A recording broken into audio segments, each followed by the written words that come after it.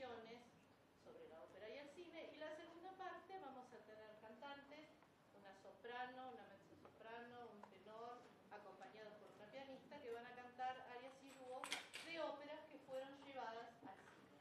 Así ustedes pueden un poco también comparar, no las voces, sino que cuando se filma, todo parece perfecto, porque se puede tocar, se puede arreglar, las voces reales son hermosas y son otra cosa. Entonces, hago hincapié en eso porque es algo muy interesante de analizar. Bueno, los dejo con nuestro disertante, el arquitecto Néstor Echevarría, y espero que disfruten del espectáculo. Muchas gracias.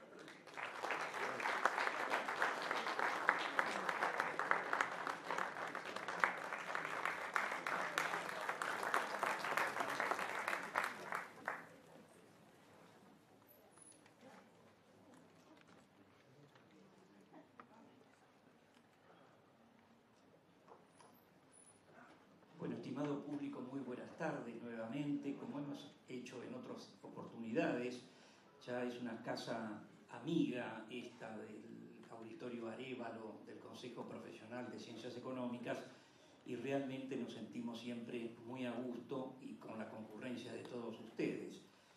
Y en esta oportunidad, como Silvia anticipó, hemos cambiado también dentro de los temas de la ópera, que venimos manejando todos los años, un ángulo distinto, la ópera y el cine. ¿Por qué la ópera y el cine?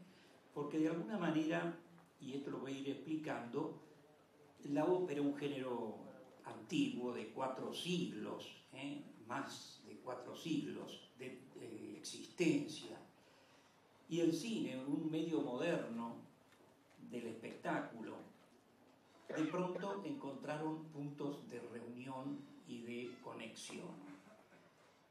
Eso es un poco el motivo central de esta charla, y vamos a hacer las ejemplificaciones de aquellas óperas que sedujeron al cine a llevarlas como películas, como espectáculos, porque también tienen su referencia. Calculen ustedes que desde los orígenes de la ópera, nacida ya en la Camerata Fiorentina por el siglo XVI, en los finales del siglo, intelectuales de diversas disciplinas se reunieron y generaron ese tema tan apasionante del teatro y la música en reunión.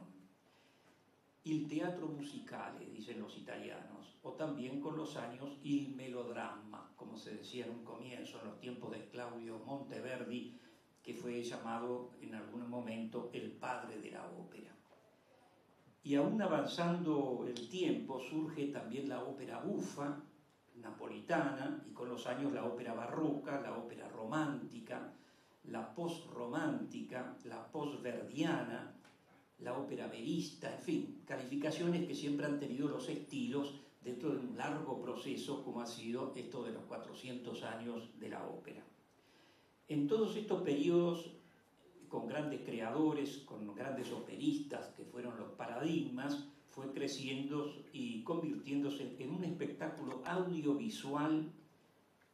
Quiero calificar este término y ratificarlo, audiovisual por excelencia, porque está el audio, la música, con el canto, y también la visión escenográfica, los actores, el teatro, que es un género visual en ese sentido.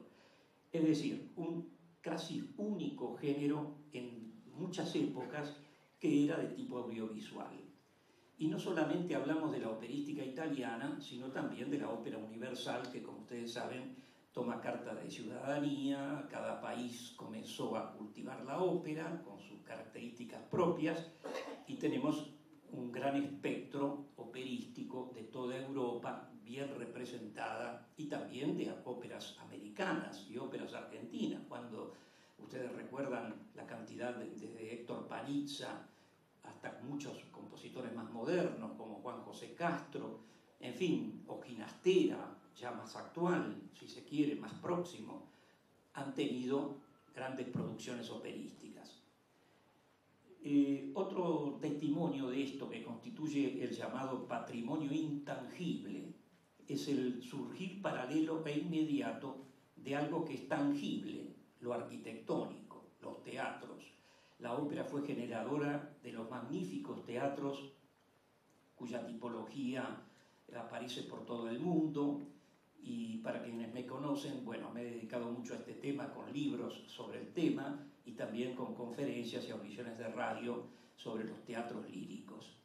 Cada teatro en sí es una entidad que es un orgullo para cada ciudad. Si ustedes se fijan, haciendo un pequeño recuento, verán que cada ciudad tiene un teatro, por lo menos fundamental, que es algo como sacralizado. La Scala en Milán, el Metropolitan en New York, la Ópera en París, el Colón en nuestro caso, en fin, es en realidad el elemento que lo simboliza en el mundo en todas las épocas. Al llegar al siglo XX, con sus descubrimientos sucesivos, hay un aporte muy importante también para la ópera, con una rama que es la fonografía. El descubrimiento del fonógrafo de Edison, la era de las grabaciones sobre cilindros, al comienzo muy precaria si se quiere, pero que era la forma de registración de la época. Luego viene el disco plano de 78 revoluciones por minuto, el disco de pasta. Muchos de ustedes estoy seguro que tendrán algunos cuantos, y yo también tengo ya no sé dónde ponerlos, que tengo en casa. Esos famosos discos gigantes, gruesos, que se tocan de un solo lado muchas veces, los más antiguos.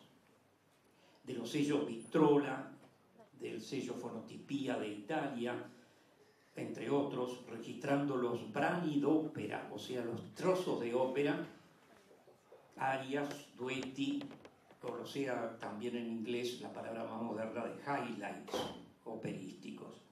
De paso, sea claro que el más vendedor de discos para la compañía RCA Victor de Estados Unidos fue nada menos que el gran Caruso, Enrico Caruso, que batió todos los récords porque en su época se vendían extraordinaria cantidad de discos. De inmediato se desplegó la era del disco acústico, porque la grabación era acústica, es decir, una bocina que se colocaba delante del cantante y otra para el piano o la orquesta o la pequeña orquesta que lo podía acompañar y que podía ser registrada, que llevaba al surco de la matriz de cera esos estímulos sonoros. Y luego viene, eso sí, un progreso, la grabación eléctrica con micrófonos, pero esto ya desde los años 20 en adelante. Y más adelante aún la era del long play hasta la del CD, y enseguida el video con los primeros VHS y luego los DVD o el Blu-ray, que es más perfeccionado. En suma, toda la tecnología que se adapta también a la ópera empezó a aparecer. La ópera sigue teniendo hoy día ese magistral sistema de captación que se hace en las funciones, que es el video, que ha reemplazado al cine. ¿Por qué?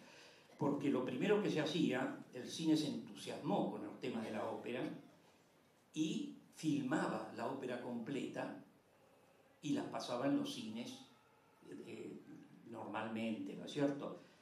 Pero ya esa función no la cumplen la cinematografía, esa función ahora la cumplen las videograbaciones.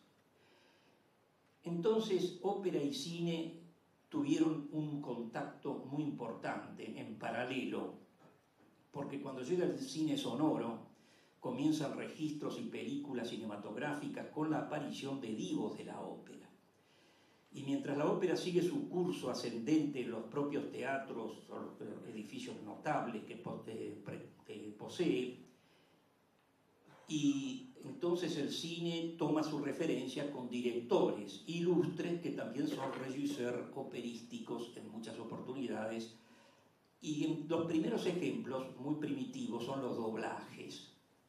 ¿Por qué? Porque el cine tiene sus estrellas, la ópera tiene las suyas, pero de pronto me acuerdo siempre de una Aida, de la cual tengo acá el detalle, fíjense qué curioso, ¿no?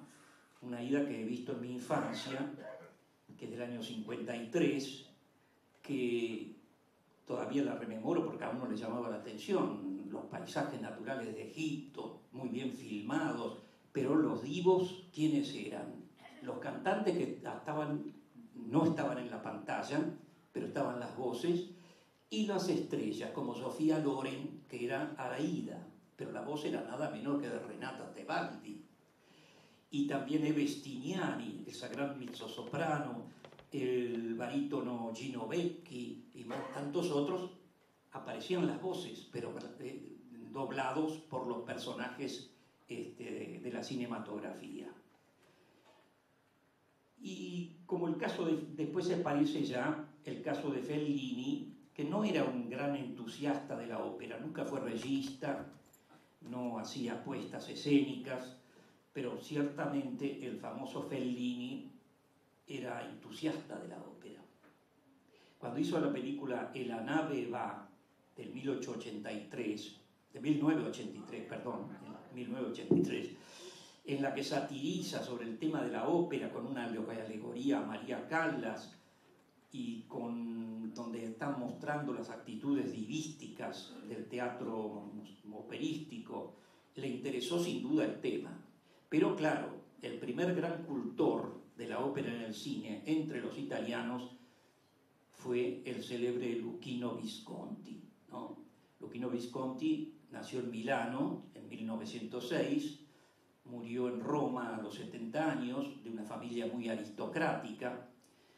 Fue un apasionado de la ópera desde joven, porque su abuelo y su tío habían sido nada menos que de la dirigencia del Teatro alla Scala. Sobreintendente de la Scala fue el abuelo. Calculen que el chico ya estaba llegando permanentemente y bueno, se entusiasmó también. Por eso de Visconti se conocen muchas grabaciones de óperas de Bellini, de Verdi, de Donizetti, de Puccini, pero también de Mozart y de Richard Strauss. Y cabe aclarar también que trabajó en otros grandes teatros como la Ópera de París, Garnier, el Covent Garden de Londres y otros.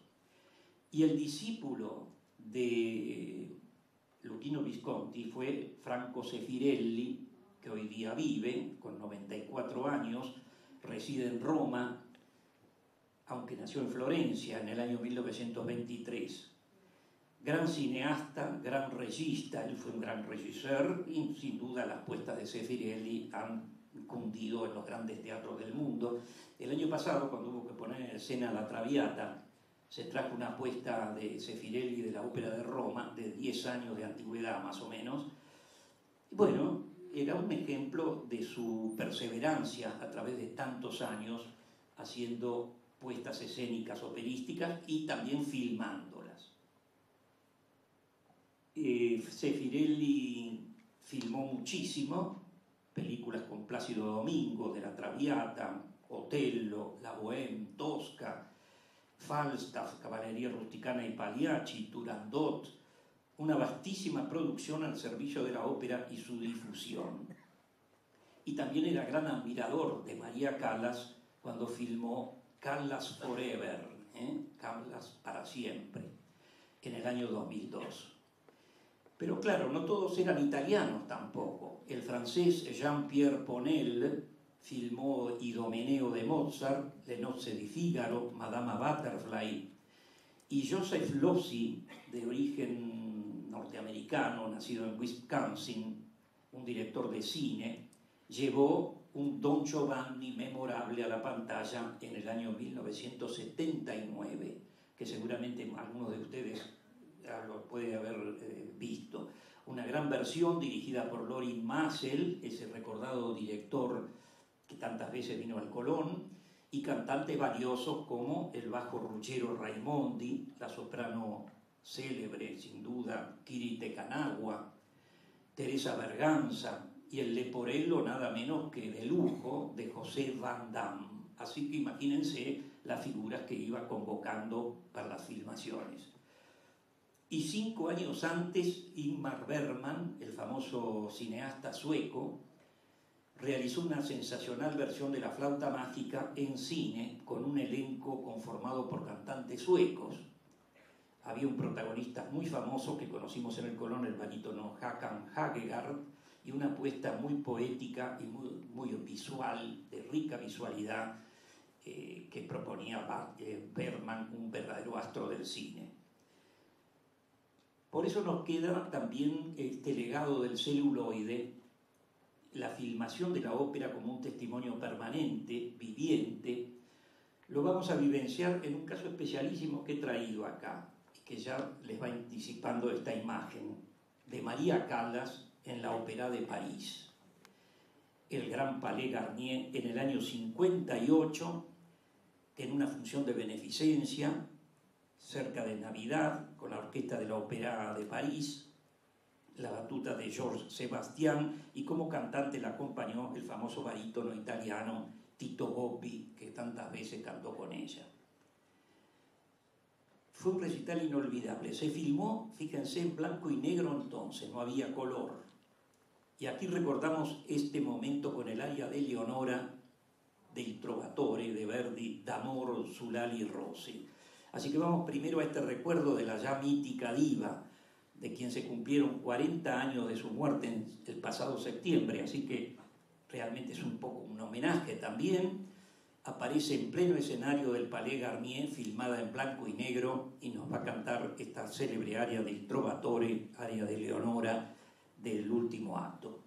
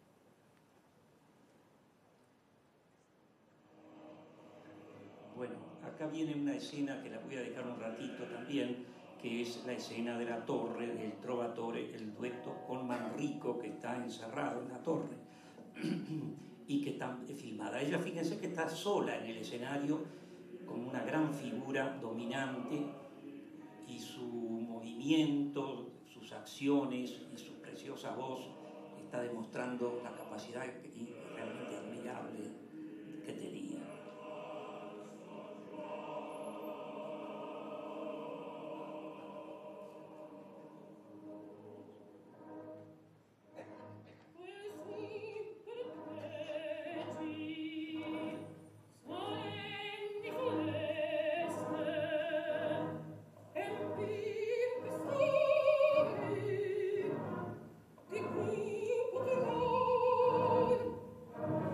Come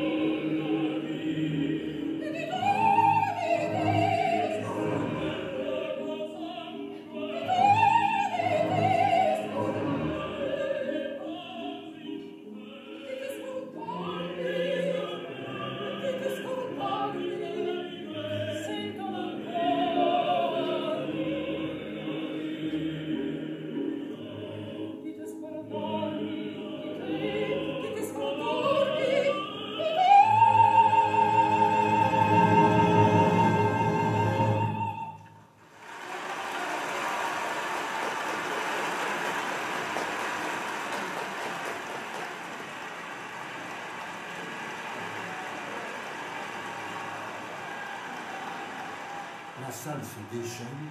Maria Callas savoure cet enthousiasme. Damos el caso de María Callas como uno de los más brillantes de la ópera en el siglo XX y una verdadera estrella siempre recordable. Ahora sí vamos a pasar al acostumbrado concierto que está a cargo, como siempre, de la maestra Julia Manziti, bien conocida por ustedes, que va al piano y ha preparado a los cantantes.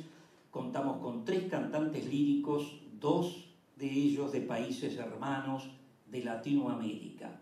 Tenemos a la colombiana Paola Ariza, soprano, de Montevideo, Uruguay, la mezzosoprano uruguaya Marina Parma, y de nuestro país el tenor Darío Brandoni. La dirección y preparación al piano de la maestra Manziti, a quien invito ya a ocupar el piano, el espacio para nuestro concierto, y también convoco a la soprano Paola Ariza para su primera interpretación. Vamos a iniciar el concierto con una selección de arias operísticas, como había anticipado, de varias de esas óperas que el cine ha rescatado en su época y difundido también. Por supuesto, Mozart está siempre presente en toda esa cartelera. Y recuerdo el impacto que la versión cinematográfica que mencioné de Ingmar Bergman, de la flauta mágica, llegó a producir en el público cuando se brindó la película completa con la ópera. Voy a presentar entonces a la soprano colombiana Paola Ariza. Adelante, Paola. Y un aplauso para ella. Que nos va a entregar el área de Pamina. Pamina, el personaje femenino tan delicado de la ópera. La famosa escena Ach ich fühl, o sea, asiento, es tristecida esta Pamina por perder el amor de Tamino. Por lo tanto, es un área comunicativa que nos va a entregar la soprano Paola Ariza. Adelante.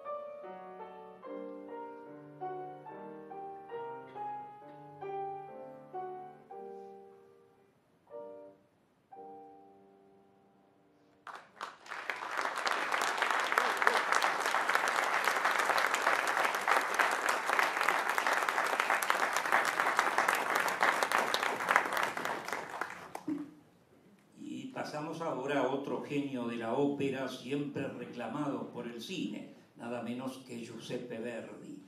El repertorio verdiano ha desfilado por la pantalla muchas veces, Aida, Traviata, Otello y muchas otras óperas. Vamos a detenernos en Macbeth, la famosa ópera basada en la obra de Shakespeare, que estrenó Verdi en Florencia, pero luego la reformó para París en una segunda versión. El personaje de Macduff es, se diría, el bueno de la ópera, así como los malos son Macbeth y su mujer Lady Macbeth. Y es el salvador de la opresión, de la patria opresa, como hay un dúo famoso, un coro famoso en esa ópera, y canta la hermosa aria A la paterna mano, que en este momento la vamos a tener en el escenario de este teatro con Darío Brandoni, tenor. Adelante, Darío, un aplauso para él también, y la maestra Julia Mancini al piano.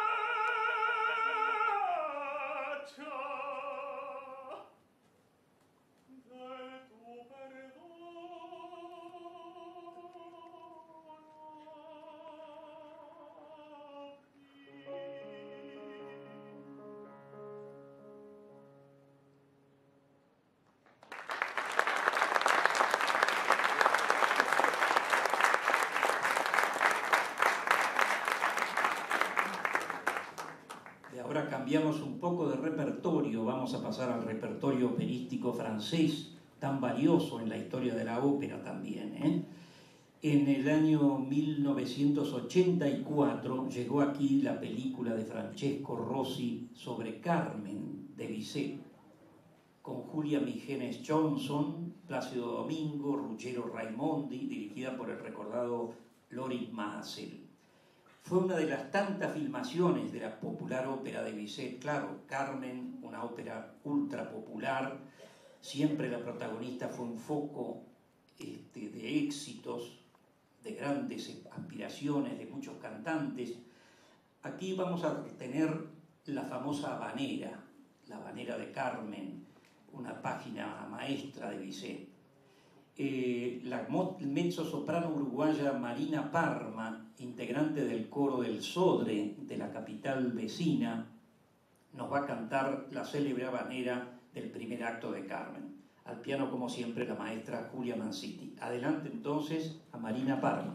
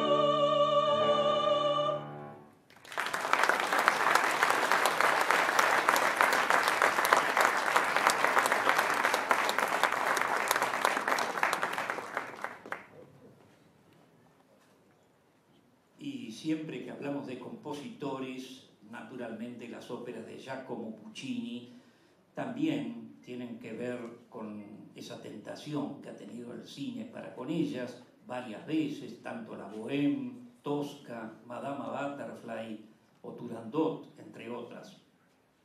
Aquí vamos a evocar la deliciosa Bohème pucciniana en ese bello dúo final del primer acto. Salen juntos Rodolfo y Mimì tras haberse conocido y cantado sus famosas arias, y comienza el bello dueto O suave fanciulla, saliendo de la buhardilla de París.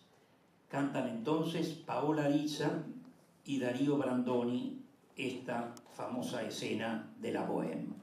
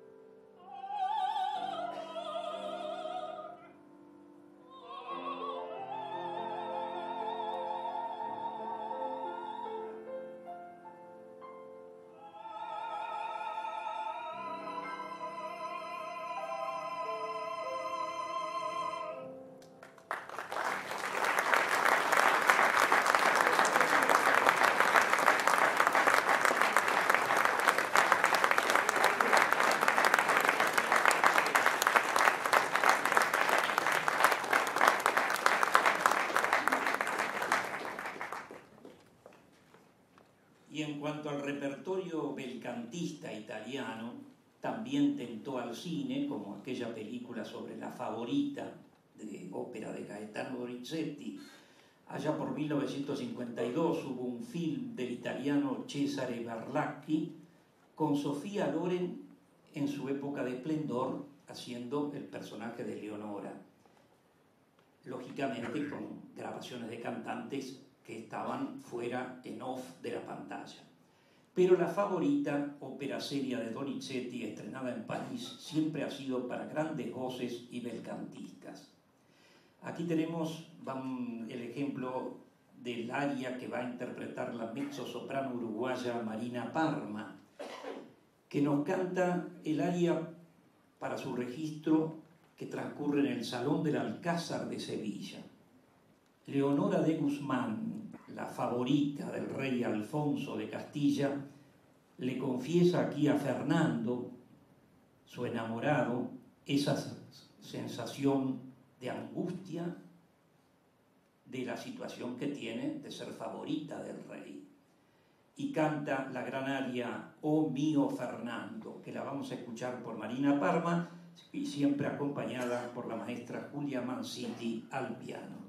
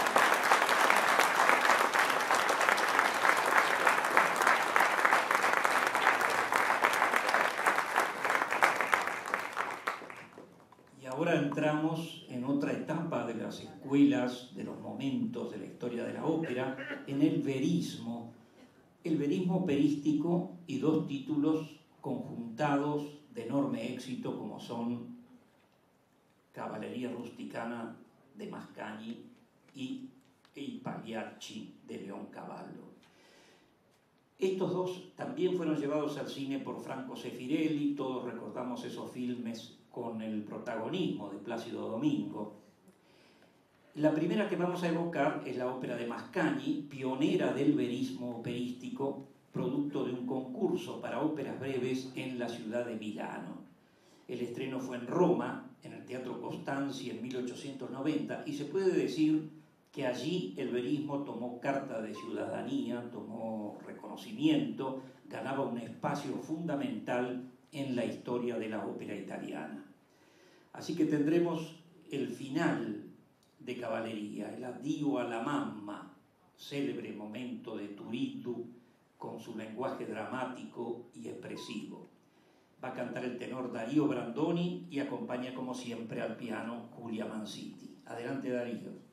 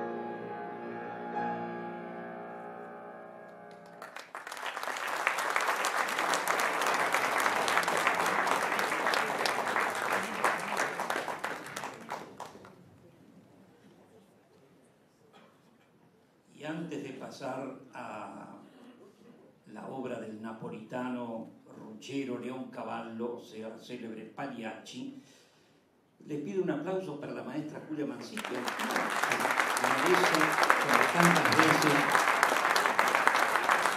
que ha estado en esta sala con ustedes y seguimos trabajando en distintos lugares también.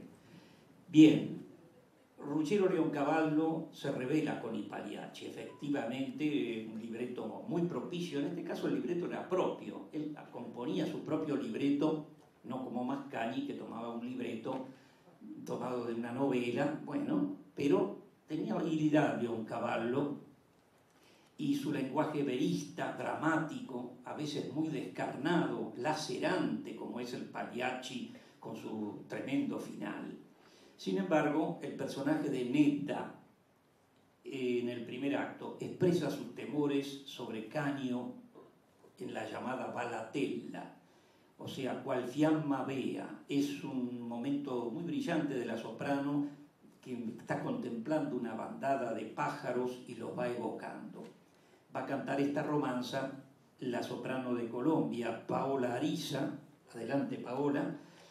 Esta escena del personaje femenino que luego morirá en la escena misma por la locura y la alucinación del payaso Canio. Pero escuchemos primero a Neda antes que pasen cosas más dramáticas.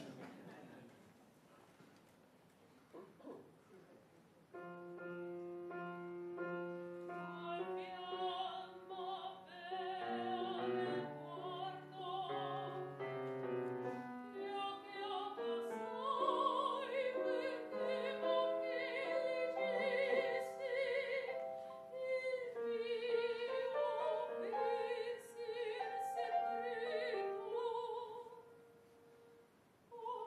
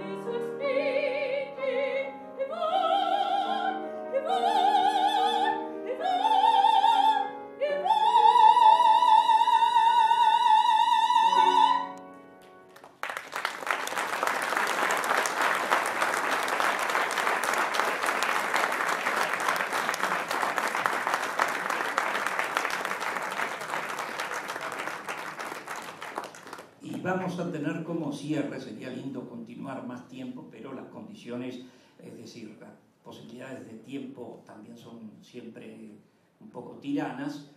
Vamos a tener como cierre una escena admirable de una gran ópera francesa. Sin duda es Sansón y Dalila, de Camille Saint-Saëns. Ha sido un tema tentador también para el cine, porque naturalmente se han hecho películas sobre el tema de Sansón y Dalila. La ópera de Saint-Saëns logra, con su formato casi de oratorio, plasmar ese tema bíblico en una partitura realmente genial, con momentos como el que vamos a escuchar ahora, la gran aria de Dalila, Mon cœur s'ouvre à ta voix, o sea, mi corazón se abre a tu voz, en esa escena de seducción a Sansón. Va a interpretar la mezzosoprano uruguaya Marina Parma, con Julia Manciti al piano. Y con esto quiero agradecer, en nombre de todos los presentes, de los que estamos interviniendo, al Consejo y a su plana directiva, a los intérpretes y a todos ustedes por acompañarnos como siempre. Así que muchas gracias, amigos. Vamos a este cierre con la escena de Dalila, de Sansón y Dalila de Saint-Saëns.